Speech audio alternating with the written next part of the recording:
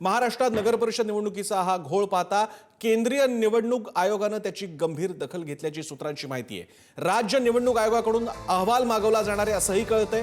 केंद्रीय निवडणूक आयोगाचे निरीक्षक राज्यात येण्याची शक्यता आहे आणि ते याबाबतीत अधिक माहिती घेणार आहेत।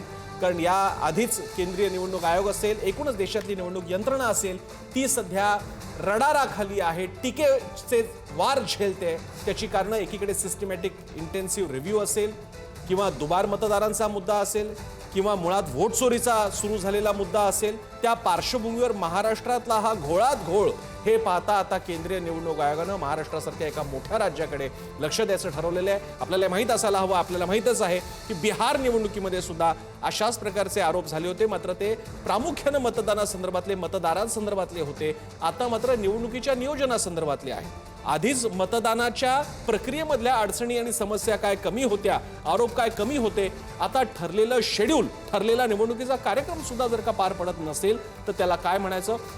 विशेष म्हणजे सर्व राजकीय पक्षांचे प्रमुख नेते या बाबतीत राज्य निवडणूक आयोगाला टीकेचं लक्ष्य करतात।